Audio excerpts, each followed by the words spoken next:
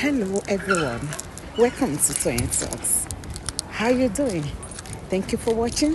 Till I'll see you in my next video. Stay safe, stay blessed. I love you. Bye. Èmi rò pé jọ́ yẹn ó máa lọ jí Whitney lọ́rùn kó wá kọrin fún òun ni àbí kó ránṣẹ́ pé Brandy. Èmi ò rí irú ọmọ aláyàn lè báyìí rí.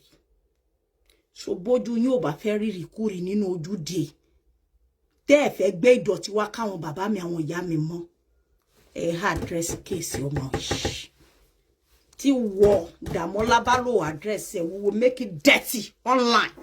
Àwọn rẹ́gbẹ́rẹ́gbẹ́ àwọn àgbà rẹ́gbẹ́rẹ́gbẹ́ till we get there.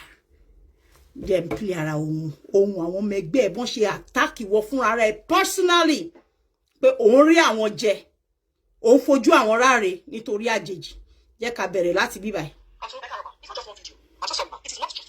Mo ń bọ̀ o. Mo ń bọ̀ o.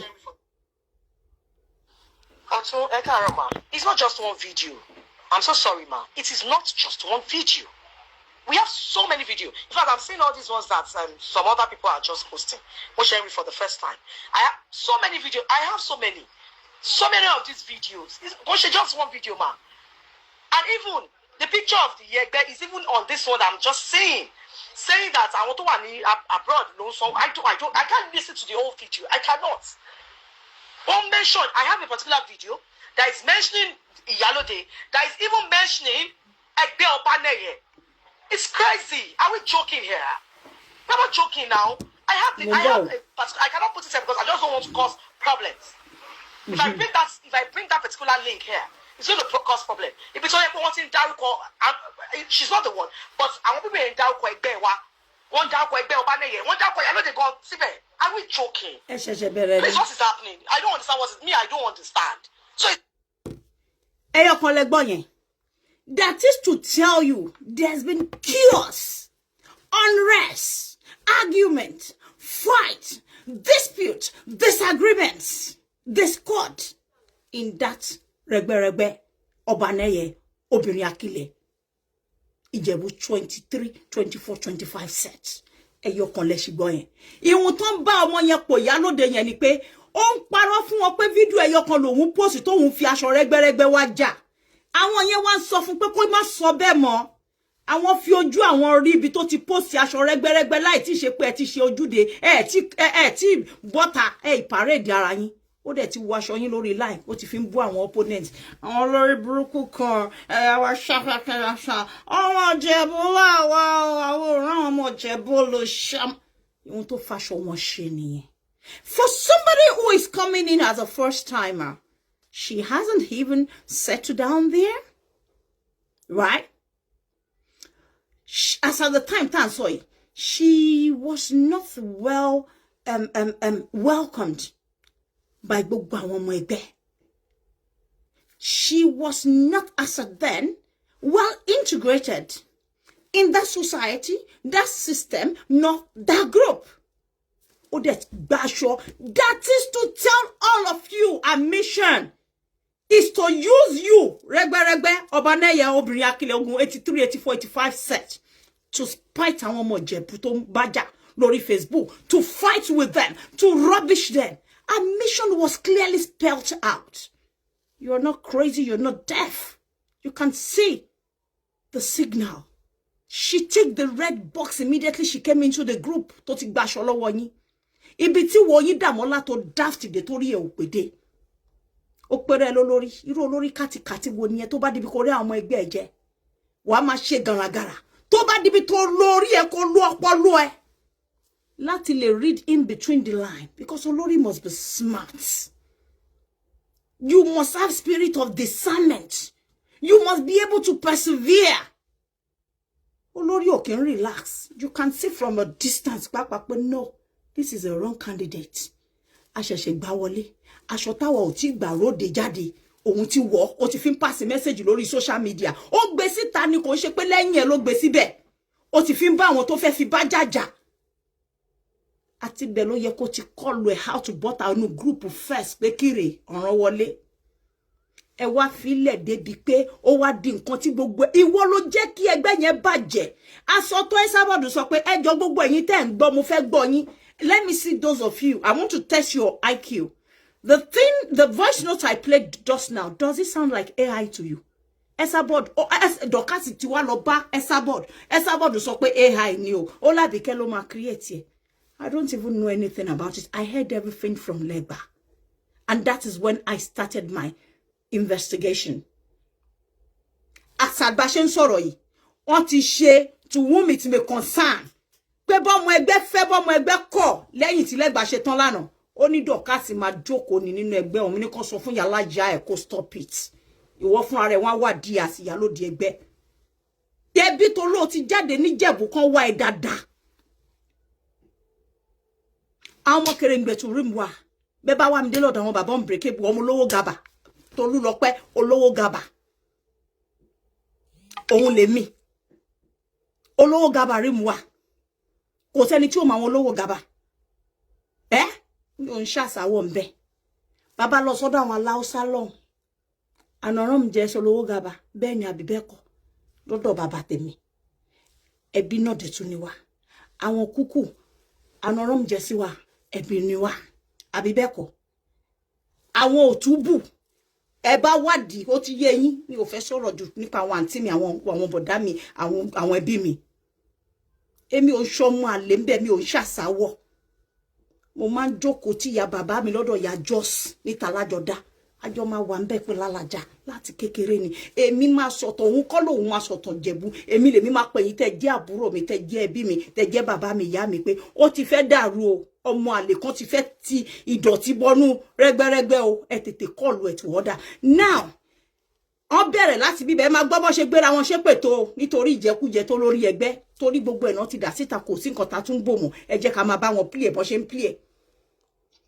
Ọba nílé o ìyẹn ní lọ́jọ́ gbogbo ẹ̀ káàárọ̀ gbogbo ilé àkó àṣekù ọdún ọdún àní dààmú ààrẹ. Ẹ jẹ́ n wo hold on, ẹ jẹ́ n wo phone really. I want let me check another of my device that is a bit louder than that. I want something very audible and loud for all of you to understand. Kẹ̀sì gbọ́. Nítorí wọ́n fẹ́ manipulate ibẹ̀ yẹn. Ó ṣe tó ṣẹlẹ̀ tó ń pariwo lánàá yẹn àbọ̀ wá bá lọ́rọ̀ yẹn ìyẹn ìyáláyé wá jẹ́ ṣégeyà ìwọ Esabod yẹn. Ó mọ̀ pé sọ ni máa mú kíní ẹ̀ fún ẹ máa jẹ́ ó kọ́kọ́ ké náà máa sunkún kó máa ṣọ̀fọ̀ tí náà táwọn tó kù. Ń bá máa bẹ́ẹ̀ létà ni. Ẹ jẹ́ má bínú ẹ̀tàn mo fọ́nà. Loud. That's a misconception. With all of that information from yesterday, me tí mo ṣe get ẹni mi mọ̀ pé pẹ̀lú screening committee. Whoever, let me put it that way, that is a part of the screening committee would agree with me. Anybody tó bá wà ní screening, pending the time that it's been approved, you can't put the person on here, right? It's not about Neye Dorcas. Neye Dorcas, listen, this is not about you. Mi mọ̀ ẹni tó ń sọ̀rọ̀ yẹ jọ ta ló mọ̀ èyí tó ń sọ̀rọ̀ nù wọ̀nyí. Ṣé ohun tó pè ní AI rí? Ẹ yé pè ní Neye mọ́. Nursing Rome wà. Ẹ sọ fọ Nursing Dorcas. Neneya. Nabuku Dorcas. Nursing Rome wà. Iye ìṣe Neye Nursing Dorcas. Na Nabuku. Neneya. Nabuku Dorcas Neleya Dorcas ẹ yé pé Neye bí ti báwo. Ẹ mọ̀ wọ́n ṣe fáwọn àwọn ìyá yín tó yẹ kẹ́yìn gbé sẹ́yìn nínú palace ni ó faṣọ yìí àwọn ta gbangba Neye kíni ẹ má jẹ́ tún gbọ́ Neye lẹ́nu yín mọ́ Nursing Rome wà ìmọ̀ tó sọ̀rọ̀ mi ò mọrúkọ ẹ má bínú mi nú o Nursing Rome wà ìwé ìṣe Neye Nursing right? If there are 80 members here, it means there's probably been about 75. Let's not talk about the foundation members. There's probably been about 75 screenings, right? So there's due diligence. They don't screen after the fact. It doesn't go that way. Think about what I'm saying. This is not a decision-making time. This is process and procedure time, right? So all of this drama, and I don't even know nothing about blogging. It's really not my thing. I think, I have my perception about that. That's not the Baja blogger. It's a good thing. We could get publicity from there in a good way, right? So this is not targeted at you, right? Hopefully you come in the right way and we all become friends and we are sisters and we know each other for life, because this is a lifetime thing, right? So this is not targeted at you. But from what I'm hearing, from all of the voice notes, if there's still considerations and deliberations on, are you even supposed to be a part of the group, then you can't be a part of the group yet, right? When there's clearance, then you join. If there are other subject matters about the blogging, it's the Egbe's job, the Yalude's job, to make rules saying, this is brilliant that we want. We set boundaries. That's just being respectful. Yo. Right? Brilliant. We are exposed, we are not exposed. I am trying to get into somewhere. You don't open the door, I'm in, and then you're asking me what am I doing here. It doesn't work like that. Thank you. Right? So I know that you and Naya, you started something this morning. Really, that's postmortem, because you guys have history, right? We don't know you. And we are saying that from what I was hearing. Did you hear? One of the members said that postmortem. Ọmọ tó kú sí lọ́wọ́, tó gbé lórí Facebook, tó kúkú òjijì, tó gbẹ́kú lóru, táwọn ọlọ́pàá sọ pé kó wá jẹ́ ẹjọ́ apààyàn yẹn. Ó ti lọ fún àwọn rẹ́gbẹ́rẹ́gbẹ́ ní nǹkan tó yẹ tí ò yẹ kó fún wọn. Kí ló ń jẹ́ postmortem or whatever? Ó ti lọ sọ fún wọn pé, see, I have been cleared. But have you guys taken an extra step to go to Abuja? No, I won't be Leko to find out about the mother case with her. Find out the situation of virtually every allegation against her. Tó bá jẹ́ pé ẹ fẹ́ stress ara yín tó yẹn bóyá ó yẹ kó tiẹ̀ wá le tó yẹn. Ó wọnú ibì kan, gbogbo bẹ̀ dàrú tó yìí. Ìwọ olórí ẹgbẹ́ kan wọ́n wá lọ sọ pé orí ẹ burú gan, wọ́n lọ sọ pé ó ya wèrè ju màálù lọ. Wọ́n ní kàn sọ fún ẹ pé ó ya wèrè, ó sínwín, ó burú, ó Dàmọ́lá, wọ́n bí ẹ dá. Hello? Wọ́n bí ẹ dá. Ó ti tó bẹ́ẹ̀. Iye tó bá gbà lọ́wọ́ ẹ̀ wá dá padà. Àwọn ẹgbẹ́ yín wọ́n suspend wọn. You don't bring in an alleged criminal, a wanted person, still wanted. Let me tell you how it goes. Tí Nigerian police force bá sọ pé àwọn wáyàn. Tó bá láwọn wáyàn. This is a wanted person. The moment that person tí wọ́n bá ti parí investigation ẹ̀ tó bá find the innocent, they are going to pull that gazette down. Because she refused to show up fully. Instead, ìyá olówó tó lóhùn gbé lọ nínú tíìmù mi tí mo fún. Èèyàn tó lóhùn jágbà lọ́wọ́ mi lọ́wọ́ ọ̀gá òun. Ìyẹn sponsor ẹ̀ lọ. Ó ń ṣe oríṣiríṣi pé we will take them here. Tí di gbogbo human rights kìíní tó lóhùn ṣe ń bẹ̀ tí wọ́n stage. Kí ló dé táwọn ọlọ́pàá ò gbé wálẹ̀? Tí ó bá ṣe ń sọ̀rọ̀ yìí, àwọn ọlọ́pàá ṣì ń wà. Tó bá jẹ́ pé ó fojú wọn sí ojú ìjọba, I'm sure pé bóyá wọn bá pick ẹ. Cause wọ́n wà badly till now. Hello? Oh, lórí ma. Wọ́n wà di bá ṣe ń sọ̀rọ̀ yìí. Wọ́n wà burúkú. Ọmọ tó kú èèyàn ló bí. Ó ní ìyá, ọmọ tó kúkú oró yẹn ní ìyá. Ó ní ìyá. Ẹ̀yin tó kúkú oró sọ́wọ́ ẹ̀ sí àkàtà wọn tó lóhùn ṣe NGO. Ọmọ yẹn ti kú kó tó ṣe NGO, kò ní charity, ẹ má jẹ́ kó fún yín ní fake news. Ẹ̀yin tí ọmọ yẹn kú, tí àwọn ọlọ́pàá sọ pé kí ọmọ ò tí kò wúbọ èdè Nàìjíríà ní February, àwọn ọlọ́pàá sọ pé go and produce Folusho so that àwọn á lè begin investigation lórí àwọn ẹ̀sùn tóun fi kan àwọn NGO míì tó parọ́ mọ́ wọn online. Let's start investigation. Go and bring the girl. Where's the girl? Ó lọ wà nílé, ó wà níbi tóun fi sí. Ó dá go and bring her. As at this time, ọmọ yẹn ò tí kú o. Kọ̀ràn kó gbé ọmọ yẹn lọ fún àwọn ọlọ́pàá bí wọ́n ṣe ń wá.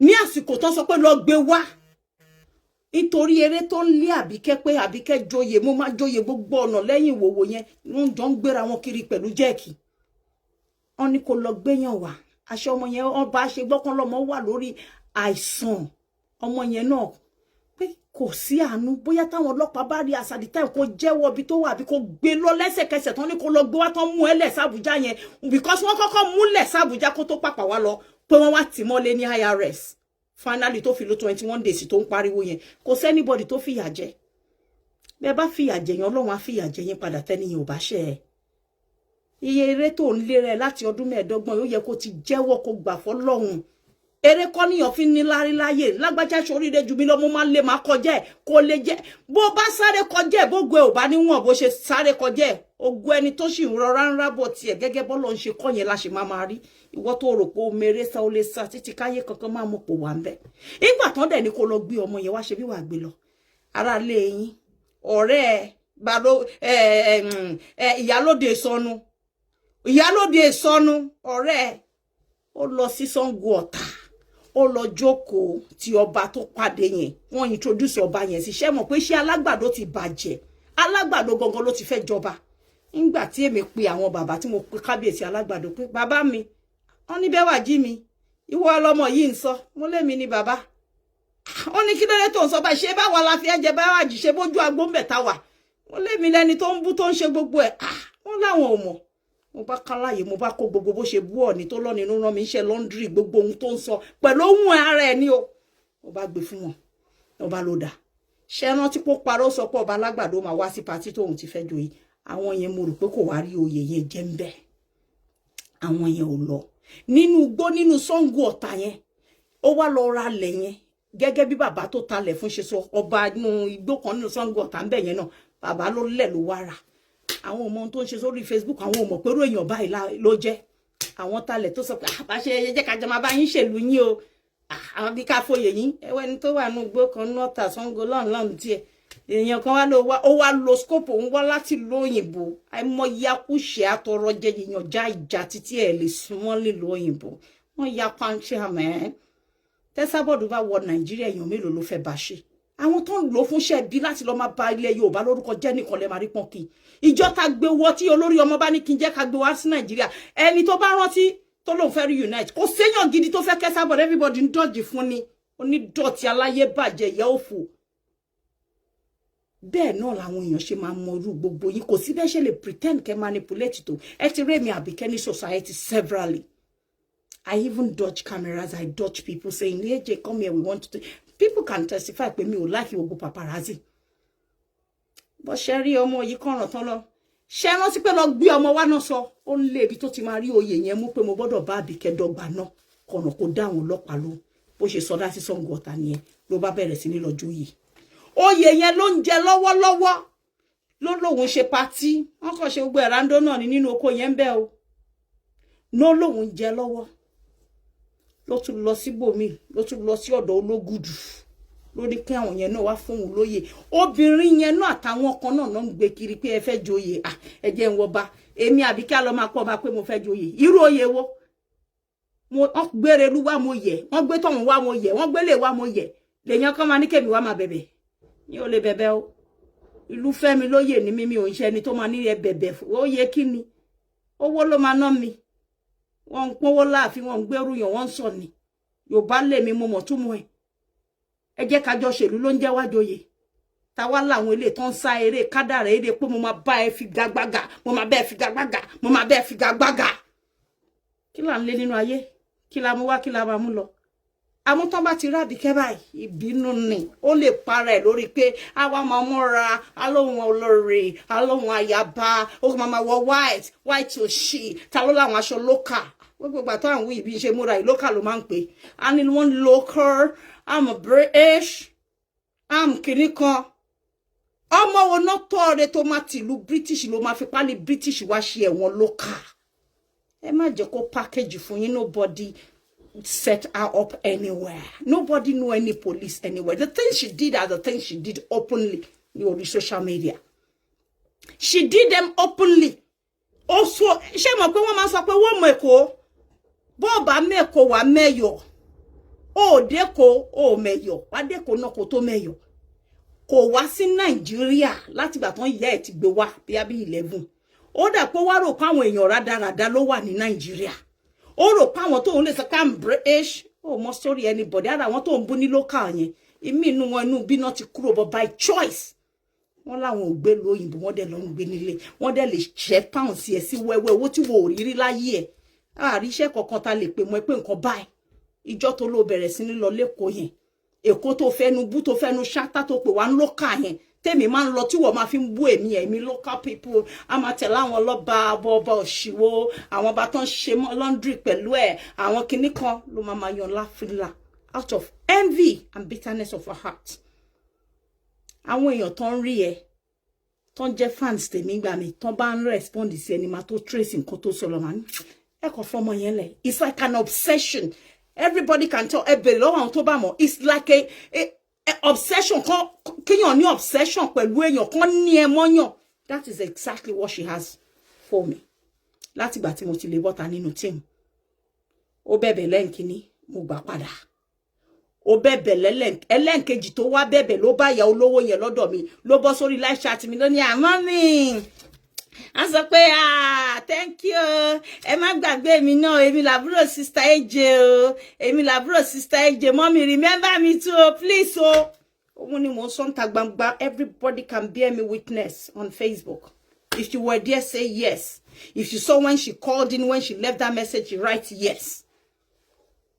Nítorí ìyá olówó yẹn náà wá jẹ́ ọ̀dàlẹ̀ ìyẹn wá ra lọ bá lẹ́yìn ẹ máa gbọ́ ohun làwọn èèyàn kọ yes ìyẹn wá ra lọ bá ní ẹ̀yìn ṣóyé yín ẹ mọ̀ pé máa láwọn èèyàn tó jẹ́ pé wàá wò pé ṣé lè ló máa wúlò fún nǹkan tí mo fẹ́ ṣe yìí dáadáa àbábíkẹ́ I don't know what she was looking for the woman but then she went to her àwọn ẹ máa follow response àwọn èèyàn tó ń kọ yes we remember. Bí ìyá yẹn ṣe lọ fún ní nǹkan nìyẹn ìyá ẹ̀ wá pè mí ńjọ́ táwọn ìyá tó bí ọmọ Dọ̀kásì yìí pè mí lọ́dún náà lọ́hùn ó ní mo fẹ́ dúpẹ́ oore tó ṣe fábùrọ̀ ìyá yẹn ló wá gba ṣọ́ọ̀bù fún sí London ló sanwó ṣọ́ọ̀bù láti gbà yẹn mi ò mọ ohun tí ọmọ yìí lọ sọ fún obìnrin yìí whatever tó lọ sọ lẹ́yìn ọ̀sà fáwọn méjèèjì mo lápá mo fi ń ṣiṣẹ́ mi ìránṣẹ́ pé ìyá olówó kankan bólówó bá wá mi wá òun ló mọ ohun tó rí lára mi tó fi ń wá mi káàkiri mi ò dẹ̀ ń ṣe oníjẹkújẹ mi kọ lẹ́tà sí ẹ mi ò lọ wá fún mi lówó mi ò wọnú inbox ẹ pé ẹjọ́ máa mo nídìí nǹkan báyìí tó bá jẹ́ fún ara people do it when they see us like this they say oh we've been looking for you we just want to bless you just the same way Sherry pé it has been more modified now you see people gifting us on TikTok gifting you on Facebook some people don't want to call you but they know that the app is there in case you wish to gift the person the host of the show kò dàbí ayé jọ̀hún mọ́ whereby kò sí ro àwọn kan báyìí lọ títí people want to have relationship with you because they like you they like the things you do so bó ṣe di pé ọmọ yìí ó ra wọnú ìyá olówó ni àwọn di pé tí máa ń pè yẹ lọ́wọ́ máa ń sorry I'm coming sorry I'm coming sorry I'll call you later òun àti ẹ ti bẹ̀rẹ̀ tó ṣe di pé wọ́n di báyìí mi ò wá jí sọ̀rọ̀ mi ò wẹ̀yìn tí ìyá lówó bá sọ̀rọ̀ mi láìdá tí ò give bad impression pé òun ra lé fún mi ní òyìnbó òun ra gbá gbogbo ohun tí ò ṣẹlẹ̀ ní gbọ́ pé mo wá sọ ohun tí mo sọ ń pẹ́ pé mo wá dá lóhùn níta ìsọ̀rọ̀ ní gbèsè that is to tell you Àbíkẹ́ wà fearless I don't like to soil my garment pẹ̀lú àwọn nǹkan tí ò yẹ owó ló kéré jù láyé mo máa ń sọ fún àwọn tó máa ń worship owó pé build yourself pedigree is very imperative very highly important in one's life when you have pedigree. When you have self-esteem, when you have self-respect, go place area. Why do they say mo gbéraga Àbíkẹ́ gbéraga and she has nothing? Mo ma gbéraga yẹn wájú àwọn tá mi dojo kú wọn ni. Torí àwọn kankan wà tán expect pé kí n ṣe tèmi Àbíkẹ́ ò ní ṣe. Gbogbo ito ko arabu ni jeburi mu wa. A fi dipo tẹ̀mọ́lẹ̀ ní àwọn bàbá mi. Mi ò mọ̀ bóyá ìyá yín sunkún. Bó ṣe kó wọnú ọmọ yìí nìyẹn. Àwọn tẹ́ bá ti rí tó ṣe my mommy ìyá yẹn ló ń bá wí èmi sì sọ fólówó onítọ̀hún pé ọ̀sà fún ẹ mi ò fẹ́ rí ẹ lọ́dọ̀ mi mọ́ nítorí àwọn iṣẹ́ ìbàjẹ́ tó ṣe pẹ̀lú ọmọ abẹ́ mi tó gbé bí àtàwọn tó kù tó kó lọ́dọ̀ mi aṣọ lówó náà wá gbọ́nyàn ni kò sẹ́ni tí ò kò sí wàhálà tí ò fowó dálẹ̀ nínú tíìmù wa tí mo dẹ̀ sọ tí mo play ohun ẹ̀ gbaragada ńjọ́ tí mo mọ̀ pé mo ṣe tán pẹ̀lú ẹ̀ mo ń bí láwọn nǹkan tó fi ń bà mí lórúkọ jẹ́ pọ́n sọ pé ẹ ra mọ́tò fún mi wọ́n lè zora lé fún mi wọ́n nílé yín gan ni mò ń gbé ń bí báyìí ó dẹ̀ ń dáhùn accordingly to gbogbo ohun tó ń sọ yẹn mo sì ṣá èmi àti ẹ̀ not òun nìkan èmi àti ẹ̀ mo make sure pé was a recorded conversation mo dẹ̀ mọ̀ pé jọ́ yẹn ni mo máa bá sọ̀rọ̀ gbẹ̀yìn láyé mi débi pé gbogbo owó ọjà tó rà lọ́wọ́ mi di ọ̀la mi ò gbà ó ní ẹ má bà mí lórúkọ jẹ́ ẹ mọ̀ mi rí mo mọ̀ yín barely 2 years ẹ dẹ̀ sọ tó ibi ẹ̀ ń pẹ́ ilẹ̀ ṣẹ̀dá mẹ̀yìn lẹ gbóyún mi pàápàá sínú ìyá mẹ̀yìn lẹ fowó rà bí ẹni pé gbogbo gbèsè ayé mi torí ẹ̀ mo máa sọ pé gbogbo aláàánú tó bá wọnú ayé èèyàn kan ló wá ṣe é lóore àwọn míì wá ṣe é ń jàǹbá kún bó ṣe dúró ni gbogbo orí kọ́là ń tẹ́wọ́ gbà bọ́ bá ti nà sí ẹ kọ́kọ́ béèrè lọ́wọ́ orí béèrè wò ìmí wá ehun tó yín dà ń jẹ lọ́wọ́ yìí ó máa ṣú ó máa pọ̀ ó máa dààmú ẹ̀ aṣojú gbogbo yín ṣé mo sọ lórí lẹ́gbà ẹ wo ẹ̀sìn orí oyin dà mọ́lá ọmọ yìí tó lóhùn ìyálóde yìí tó bá jẹ́ pẹ̀lú ọmọ yìí ẹ lọ waste ọmọ yìí ẹ káànú ẹ̀ tó bá ṣe tán jẹ́ẹ̀gì tí dọ̀kásì ń gbé kiri ìyẹn Yínká Adéṣọyè ṣé bí ọmọọṣẹ́ dọ̀kásì tó máa ń ní kó wá bú mi lórí social media tó fún ní 1 million ó máa ń sọwọ́ fún àwọn èèyàn ní láti wá bá mi lórúkọ jẹ́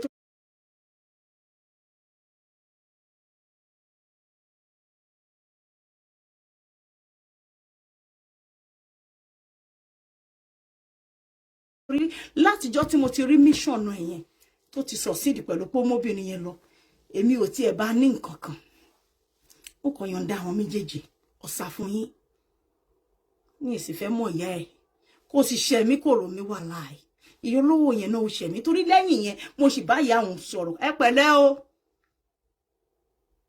ṣẹ̀ṣẹ̀ bí tẹ́ ṣe yé dáa ẹ̀yin wá lọ máa sọ fáwọn èèyàn torí pé fẹ́ kó àwọn ọmọ ẹgbẹ́ mi àwọn èèyàn kúrò lábẹ́ mi ẹ wá fún wọn ní impression lẹ́ni tó bá ti ń worship owó wọ́n pọ̀ tó kọ́ lọ́nbí o ẹ wá máa sọ wọn pé no be me give am no be me give am Benin ni woman náà tó ń pè ń rosula no be me give am kìnìkan no be me give am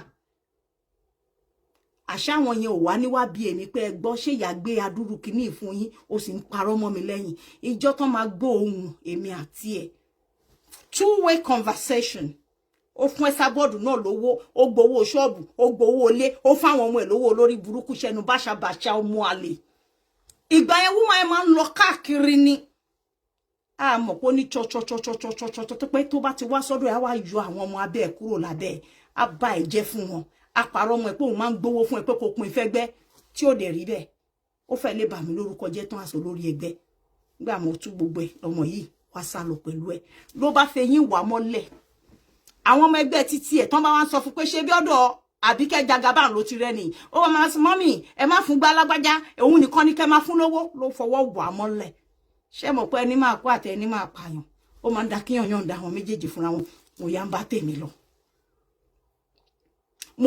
tèmi lọ mo ṣe bẹ́ẹ̀ ń pé mi ò rí wọn ìgbà tó yá àwọn ọmọ ẹgbẹ́ títí ẹ̀ náà wá lọ ń wọnú ọ̀dọ̀ woman yẹn àìmọye àwọn ọmọ ẹgbẹ́ fún mi láyọ̀ gbogbo wọn ló lé lọ nítorí ó bìlí pé wọ́n fẹ́ jẹ bọ́nà tí péyàn kan ló mú fún wọ Tóyìn Ìdú Ọ̀gàngán òun ló mọ jẹ́ẹ̀kì oníkírìmù tó wà ní ẹgbẹ́ Jagunmólú kò mọ̀ rí wọ́n náà wọn Tóyìn ọmọ tó ló ń ṣiṣẹ́ fóun yẹn ìyẹn ló mọ jẹ́ẹ̀kì nígbà tó máa gbé Yínká Adéṣọyè yín ó jagbà lọ́wọ́ ọmọọṣẹ́ ìyẹn ò mọ̀ wọ́n náà wọn ìyẹn ló mọ jẹ́ẹ̀kì kẹ́ bá fẹ́ gbọ́ story lẹ́nu sọ̀ṣẹ́ ti rí wà ẹ̀ tí mò ń sọ orí live chat lọ́mọ yẹn náà ti sọ pé ẹ dẹ̀ sọ pé kí n introduce yín síyàn mo dẹ̀ introduce yín síyàn àǹtí Yínká ẹ dẹ̀ lọ lẹ́yìn ẹ̀yin àti ẹ dẹ̀ lọ di pàǹpá ọ̀tẹ̀ mọ́ mi ó wá di pé mi lè yàn burúkú now mo kàn fẹ́ kẹ́ wò pé ẹwọ ẹni tó máa ń operate bẹ́ẹ̀ yẹn ibikíbi tó bá ti dé tó bá ti gba nǹkan lọ́wọ́ yín aṣọ yín dọ̀tá ara yín